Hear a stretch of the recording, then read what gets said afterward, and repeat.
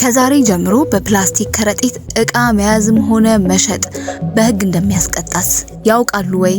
ታዲያ ለገበያ ምን ይዘን እንውጣ? ከቤቱ ሲወጡ የጨርቅ ከረጢት ወይም ዘላቂ የሆኑ የሸመታ ከረጢቶችን መያዝ ያረጋግጡ።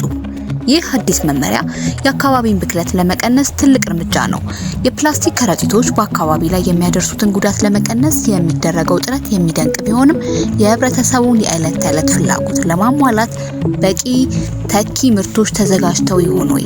በዚህ ጉዳይ ምላሽ የሰጡት በፌዴራል አካባቢ ጥበቃ ባለስልጣን የከተማ ቆሻሻ አያያዝና አወጋገድ ክትትል ዴስክ ኃላፊ አቶ ዋሲሁን አለሙ እንደገለጹት መንግስትና የግል ባለሀብቶች ፕላስቲክ ከረጢት ተኪ ምርቶች ላይ እየሰሩ ስለመሆናቸው ነው ከኢቢሲ ዶት ስትሪም ጋር በነበራቸው ቆይታ ያነሱት።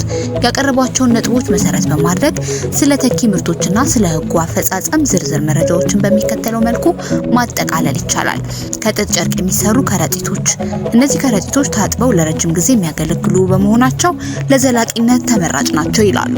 ከካቢ ወይም ወረቀት የሚሰሩ ምርቶች በተለይ ለደረቅ እቃዎችና ለምግብ ከግብይት ውጤታማ ናቸው።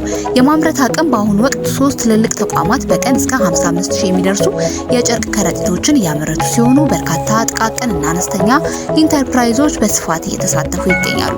የመንግስት ድጋፍና ማበረታቻ። ህጉን ተግባራዊ ለማድረግ መንግስት የሚከተሉትን ማበረታቻዎች እያቀረበም ይገኛል።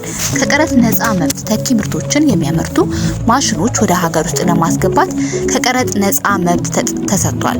ፋይናንስ ድጋፍ አምራች ካፒታል እንዲያገኙ ከባንኮችና ከሚመለከታቸው ተቋማት ጋር የውይይት መድረኮች ተመቻችተዋል። ጥሬ ዕቃ ምንም እንኳን በጥሬ ዕቃ ላይ የተወሰነ ቀረጥ ቢኖርም ምርቱን ለማሳደግ ጥረቶች እየተደረጉ ነው። ሊታረሙ የሚገባቸው የተሳሳቱ አመለካከቶች ባለሙያዎቹ እንደገለጹት ያልተሸመነ ጨርቅ ወይም ነን ኦቨን ፋብሪክ ከፕላስቲክ ጋር ተመሳሳይነት ስላለውና ለረጅም ጊዜ ስለማያገለግል አምራቾችም ሆኑ ሸማቾች ከዚህ ምርት ይልቅ ዘላቂ የሆኑ የጨርቅ ከረጢቶችን እንዲጠቀሙ ይመክራል። የሸማቹ ሚና። ህጉ ውጤታማ እንዲሆን የሸማቹ ተሳትፎ ወሳኝ ነው። ከቤት ይዞ መውጣት። እያንዳንዱ ሸማች ለገበያ ሲወጣ የራሱን ዘላቂ ከረጢቱም መያዝ ልምድ ማዳበር ይኖርበታል ተብሏል። ግንዛቤው የፕላስቲክ የሚያስከትለውን የጤናና የአካባቢ ጉዳት በመገንዘብ ህጉን ማክበር ይኖርብናል ብለዋል።